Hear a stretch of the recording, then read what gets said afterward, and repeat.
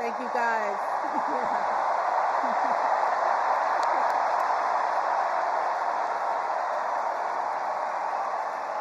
Okay.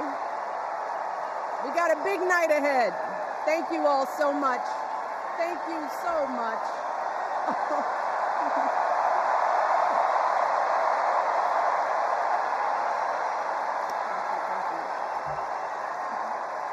Okay. Hey. Hello, Chicago. Yeah. All right.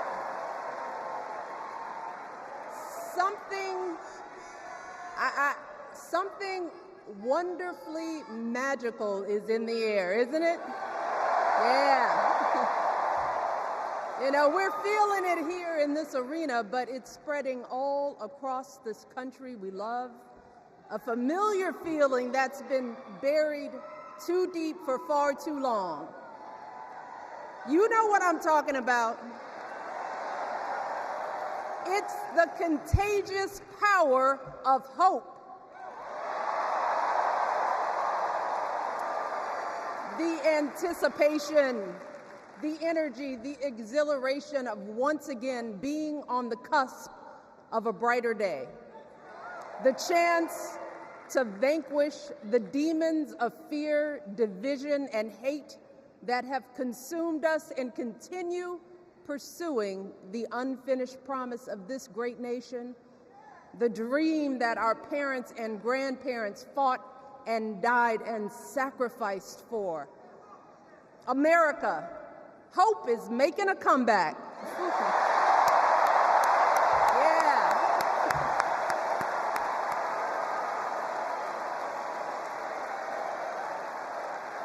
But to be honest, I am realizing that until recently, I have mourned the dimming of that hope.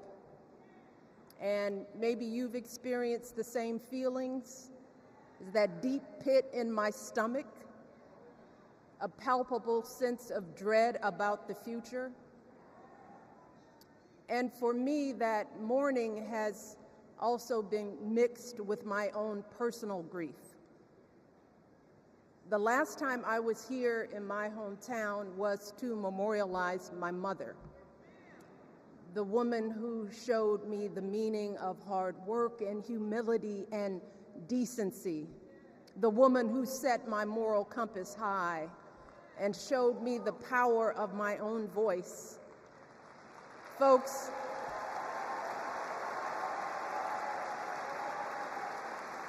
I still feel her loss so profoundly.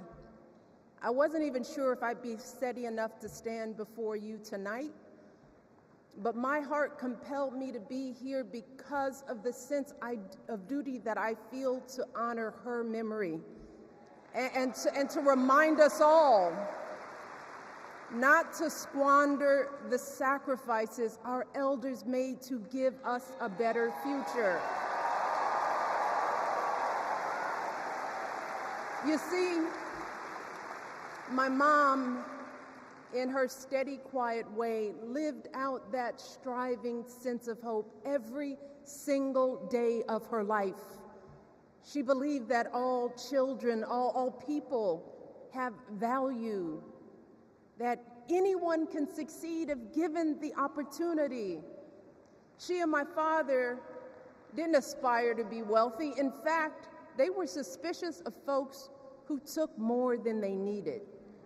They understood that it wasn't enough for their kids to thrive if everyone else around us was drowning.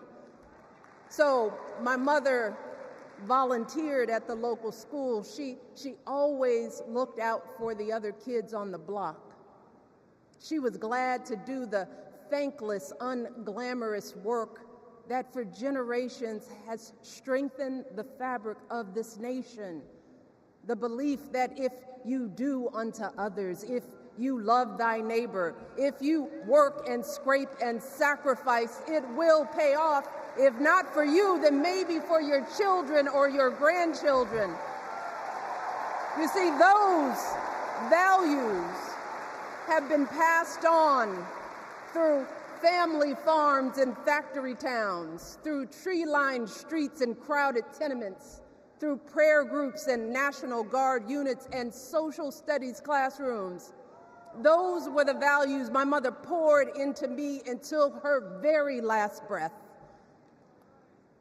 Kamala Harris and I built our lives on those same foundational values. Even though our mothers grew up an ocean apart, they shared the same belief in the promise of this country. That's why her mother moved here from India at 19. It's why she taught Kamala about justice, about the obligation to lift others up, about our responsibility to give more than we take. She'd often tell her daughter, "Don't sit around and complain about things, do something." So, with that voice in her head, Kamala went out and she worked hard in school, graduating from an HBCU, earning her law degree at a state school.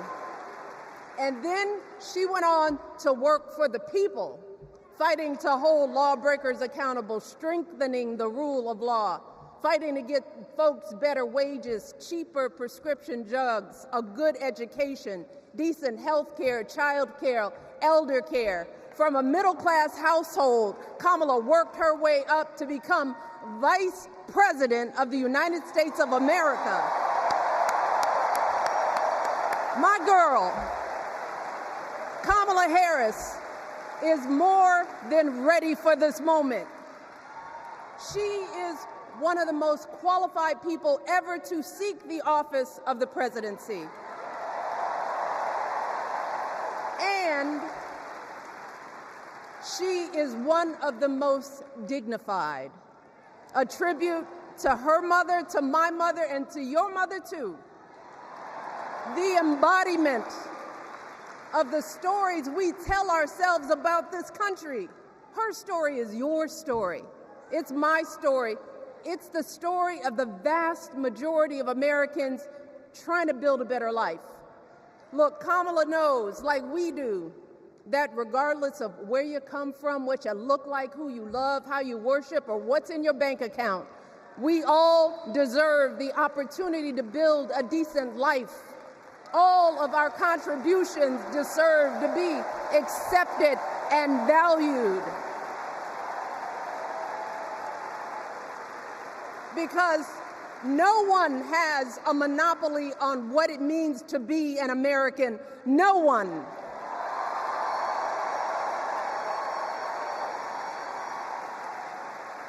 Kamala has shown her allegiance to this nation, not by spewing anger and bitterness, but by living a life of service and always pushing the doors of opportunity open to others. She understands that most of us will never be afforded the grace of failing forward. We will never benefit from the affirmative action of generational wealth.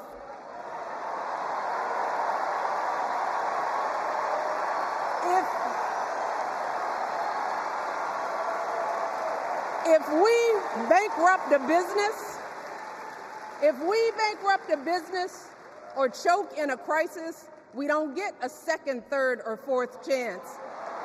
If things don't go our way, we don't have the luxury of whining or cheating others to get further ahead. No. We don't get to change the rules so we always win.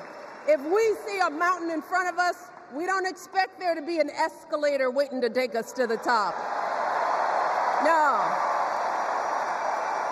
We put our heads down. We get to work. In America, we do something. And throughout her entire life, that's what we've seen from Kamala Harris. The steel of her spine, the steadiness of her upbringing, the honesty of her example, and yes, the joy of her laughter and her light. It couldn't be more obvious. Of the two major candidates in this race, only Kamala Harris truly understands the unseen labor and unwavering commitment that has always made America great.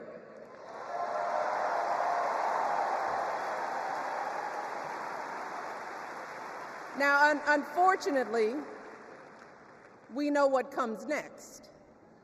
We know folks are going to do everything they can to distort her truth. My husband and I sadly know a little something about this.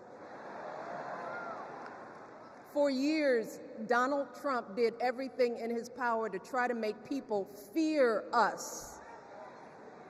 See, his limited, narrow view of the world made him feel threatened by the existence of two hard-working, highly educated, successful people who happen to be black.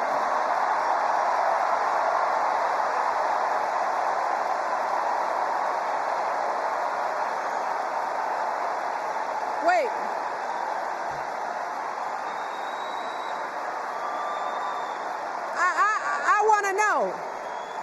I want to know, who's going to tell him that the job he's currently seeking might just be one of those black jobs?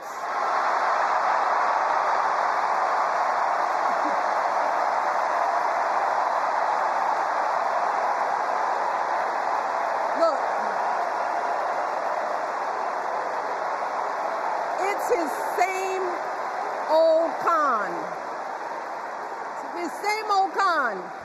Doubling down on ugly, misogynistic, racist lies as a substitute for real ideas and solutions that will actually make people's lives better.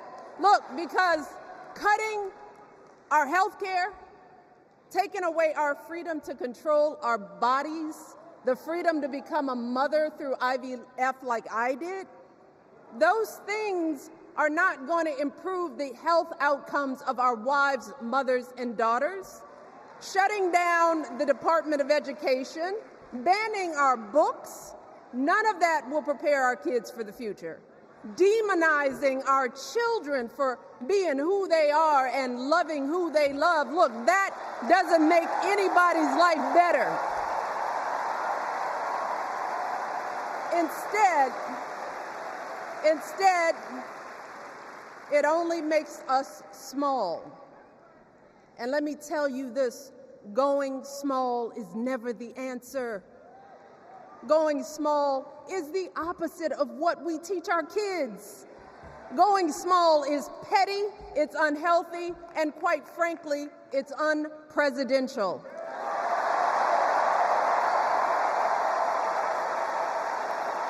So, why would any of us accept this from anyone seeking our highest office? Why would we normalize that type of backward leadership? Doing so only demeans and cheapens our politics. It only serves to further discourage good, big-hearted people from wanting to get involved at all. America, our parents taught us better than that, and we deserve so much better than that. That's why we must do everything in our power to elect two of those good, big-hearted people. There is no other choice than Kamala Harris and Tim Walz. No other choice.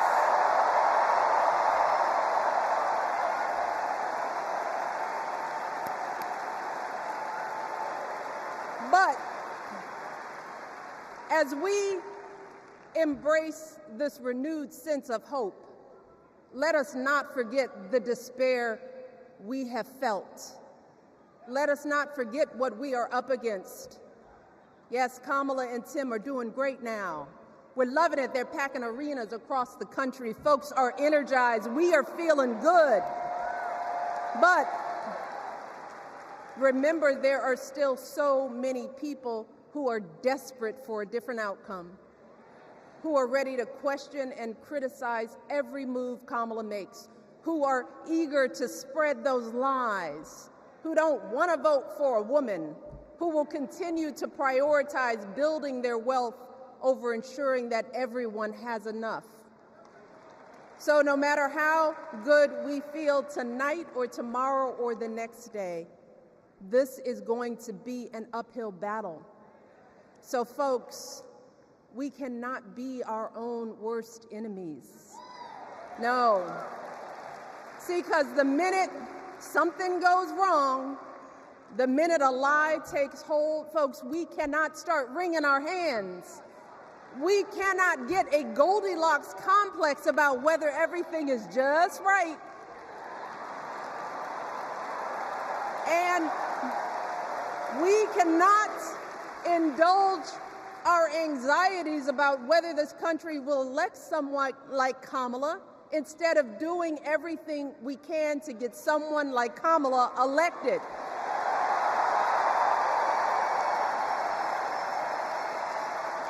Kamala and Tim, they have lived amazing lives. And I am confident that they will lead with compassion, inclusion, and grace.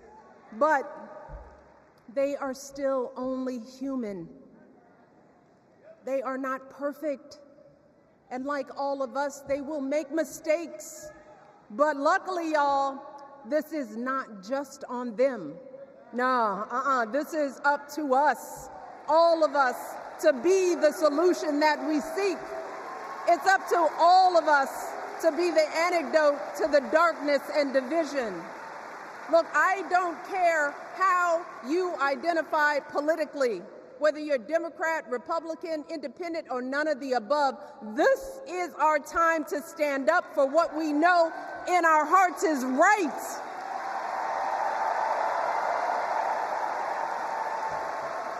To stand up, not just for our basic freedoms, but for decency and humanity, for basic respect, dignity, and empathy, for the values at the very foundation of this democracy.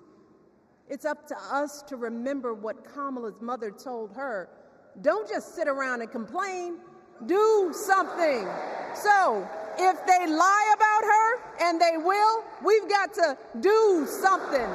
If we see a bad poll, and we will, we got to put down that phone and do something. If we start feeling tired, if we start feeling that dread creeping back in, we got to pick ourselves up, throw water on our face, and what? We only have 2.5 months, y'all, to get this done. Only 11 weeks to make sure every single person we know is registered and has a voting plan. So, we cannot afford for anyone America to sit on their hands and wait to be called. Don't complain if no one from the campaign has specifically reached out to you to ask you for your support. There is simply no time for that kind of foolishness. You know what you need to do. So, consider this to be your official ask. Michelle Obama is asking you, no, I'm telling y'all to do something.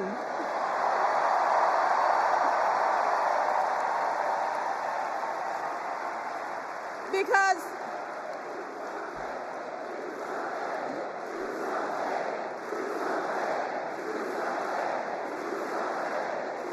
you all, this election is going to be close. In some states, just a handful, listen to me, a handful of votes in every precinct could decide the winner. So we need to vote in numbers that erase any doubt. We need to overwhelm any effort to suppress us. Our fate is in our hands. In 77 days, we have the power to turn our country away from the fear, division, and smallness of the past. We have the power to marry our hope with our action. We have the power to pay forward the love, sweat, and sacrifice of our mothers and fathers and all those who came before us. We did it before, y'all, and we sure can do it again. Let us work like our lives depend on it. And let us keep moving our country forward and go higher, yes, always higher than we've ever gone before as we elect the next President and Vice President of the United States, Kamala Harris and Tim Walz. Thank you all. God bless.